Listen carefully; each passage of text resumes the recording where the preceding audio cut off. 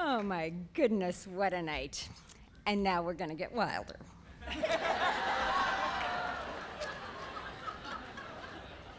So, service on the Wilder Award Committee is truly, truly a privilege and a pleasure. For an entire year, 5 congenial colleagues had the opportunity to delve deeply, deeply, deeply into the work of some of the most distinguished authors and illustrators of books for children. Sounds pretty heavenly, huh? The committee nominated creators of work in all genres and solicited suggestions from the ALSC membership. It soon became clear in examining the excellent caliber of work that our task would be as daunting as it would be delightful. We reveled in the rich illustrations of master artists, kept company with some of the finest characters ever on the page. We're fascinated with nonfiction and savored all the wise and wonderful words throughout. After exhaustive review and exhilarating discussion, the committee chose to honor the distinctive and varied work of NIkki Grimes.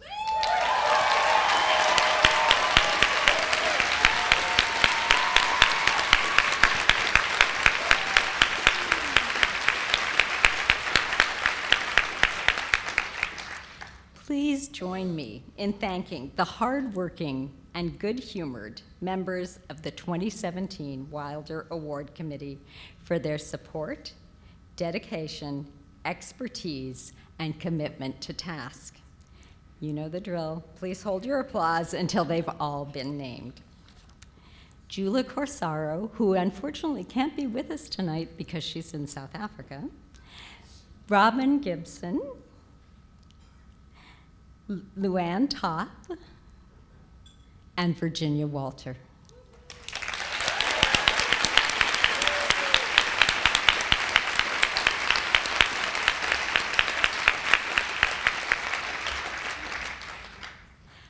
We are delighted to present this year's Laura Ingalls Wilder Award to poet, biographer, novelist, and artist, NIkki Grimes, for her substantial and lasting contribution to literature for children. Her enchantment with words emerged at an early age. NIkki was composing verse before the age of 6 and has been writing ever since. At the age of 13, she gave her first poetry reading at the County Cullen Library in Harlem, a block away from the hospital where she was born. Since that time, she has published more than 40 novels, picture books, biographies, and volumes of poetry for a wide range of ages. Growing up in precarious circumstances, NIkki found solace in books and in the library, but she rarely found the validation she sought through characters who looked like her or who had her life experience. Through the encouragement and influence of mentors and models, from foster families and teachers to James Baldwin and Julius Lester, she honed her voice and has used it to acknowledge the troubled places that children experience and provide the illumination of hope to guide them through. Via the high spirits and loyal friendships found in Denitra Brown and Diamond Daniel, and the strength and dignity of Bessie Coleman and Barack Obama, her portraits validate the struggles and successes of human existence that she yearned for in her own childhood.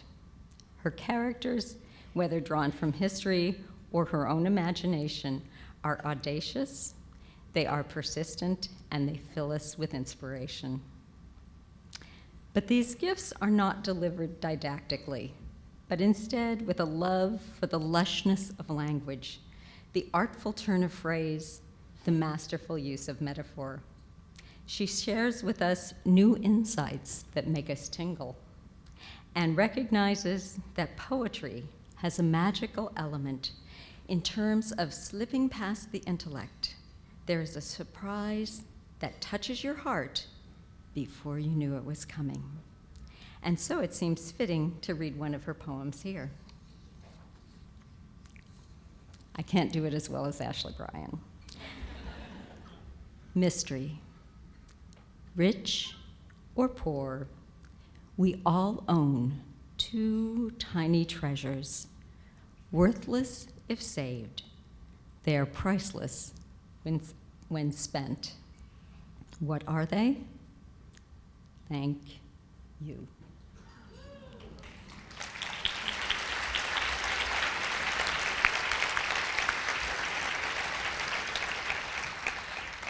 NIkki Grimes, please accept our very deepest gratitude and the 2017 Laura Ingalls Wilder Medal for your substantial and lasting contribution to literature for children.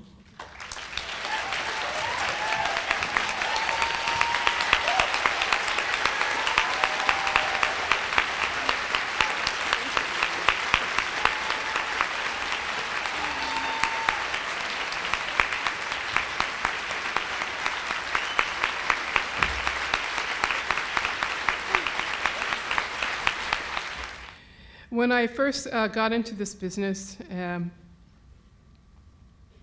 the stories and poems that I wrote tended to be very dark, very heavy, and time again, editors would tell me, besides telling me to lighten up, they would tell me, these stories are not age appropriate, which I found difficult to process because the stories that I was drawing from were from my own childhood, so how could they not be age appropriate for children? Very complicated to process that. So I thought about what truth can I pull from my life, from my childhood, that would in fact be age appropriate for readers of any age. And that single truth that I could always return to is hope. I know a lot about hope. Faith is the substance of things hoped for. The evidence of things not seen is one of my favorite verses in Scripture, largely because the word hoped is featured. I've had a lifelong fascination with words, and the word with the deepest resonance for me is hope. Hope, the golden key which mysteriously lets us into the hall of dreams. The journey that brought me to this moment would have been cut short without hope. To begin, I must confess that I never planned a career in children's literature. A life of letters was always part of my equation, but my professional path began by writing for those aliens called adults. I spent years freelancing for periodicals like Soho Weekly News and the Amsterdam News, and then moved on to write poetry and features for Ms. and Essence Magazine, among others.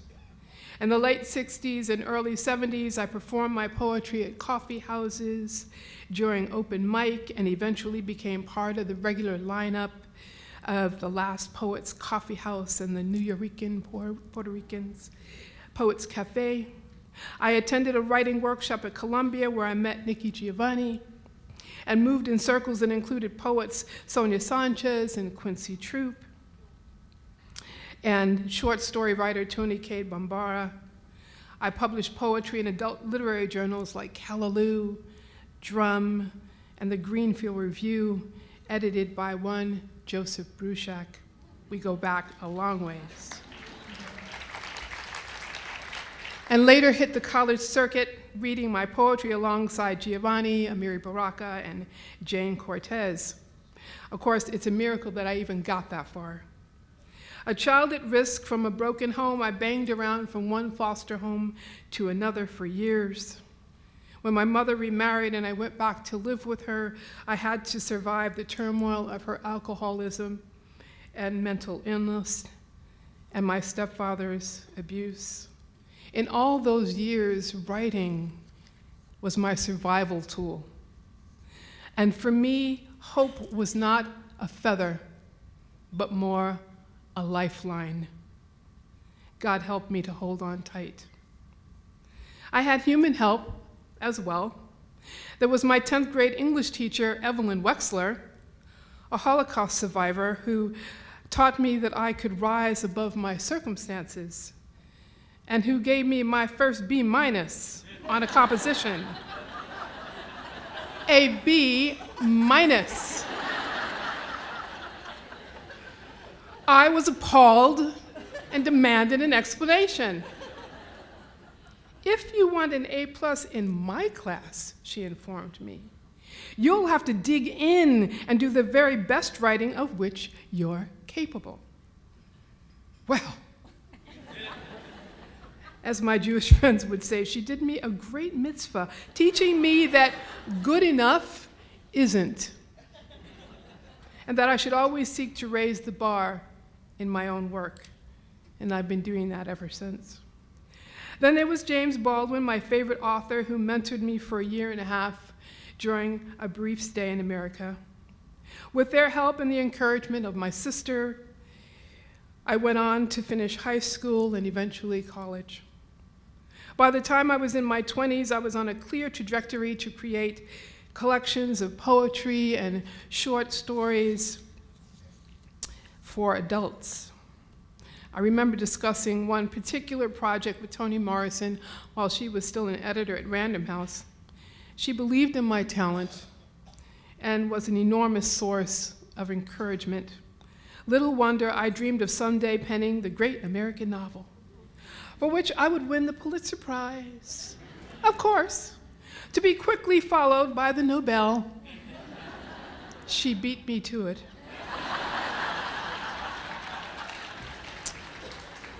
Little Nikki had no shortage of ego, my friends. Of course, all this was before I entered the realm of children's literature. I had a couple of ideas for books for children, and my thinking was that I'd dash them off because, as we all know, writing books for children is so easy. Yeah. Afterwards, I'd go back to working on the great American novel. It's okay to laugh at my plans. God certainly did. Though I didn't hear him at the time, I was too busy figuring out how the children's book market worked. To do that, I reviewed children's books for several book review services, including what was then known as the Bulletin of the Council on Interracial Books for Children. Brad Chambers was the head honcho back then. And once I figured out that Dial was the publisher most likely to be interested in the kinds of stories I wanted to write, I started bugging Brad to arrange an introduction with the one and only Phyllis Fogelman. Brad thought the idea was preposterous, of course, and tried to convince me to submit my work to a more junior editor. Well, I wasn't interested in any of that. I'd already gotten it into my head that if I were going to be rejected, I wanted to be from the person at the top.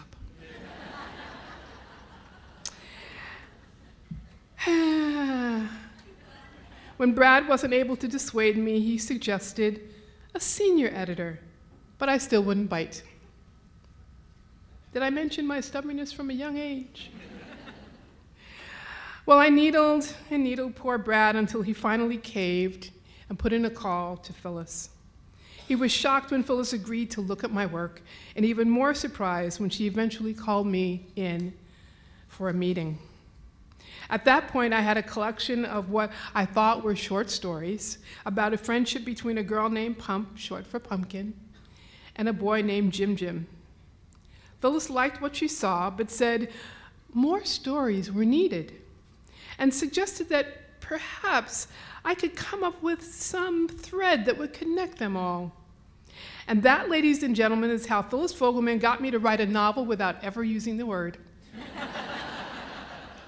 In 1977, Grown, my debut book for young readers, was born. My second book, Something on My Mind, with art by Tom Feelings, was equally important because it was my first collection of poetry for children. My father had once taken me to an art exhibit featuring Tom Feelings and Leo Cardi, two of his favorite artists. And so I was familiar with Tom's work.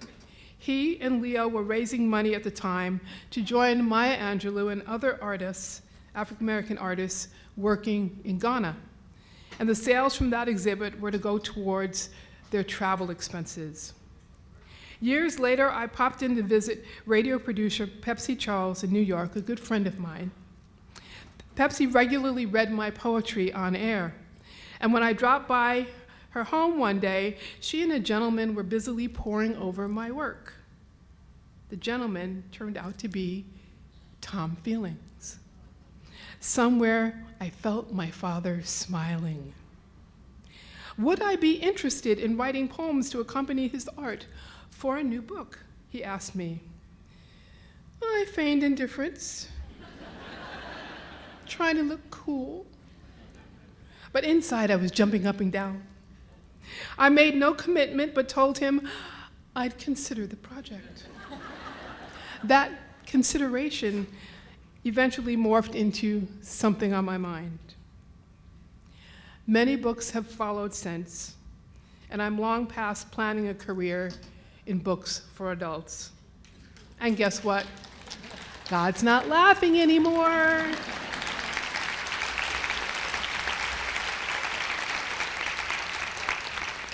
Instead, he's smiling, because I've taken the hope he planted inside me, and I've carefully wrapped it in age-appropriate lyrical language to share with young readers as sorely in need of hope as I once was. The world is a difficult and a dangerous place these days, and our children need all the wonder, beauty, and hope we can offer. We all have a part in this critical work. Thanks to Committee Chair Star LaTronica and all the members of the 2017 Laura Ingalls Wilder Award Committee for this honor. Thanks to my foster brother, Kendall Buchanan, for being here tonight, representing the family who gave me a loving and secure home in which my writing life could begin. Thanks to Agent Elizabeth Harding, my cheerleader-in-chief. Thanks to special friends from childhood and newer friends who come to cheer me on tonight. Thanks to the many editors who helped me to make my books the very best that they can be. And thanks to all of you for putting those books into the hands of the children who need them. God has blessed me richly, and I hope He will in turn bless all of you. Thank you.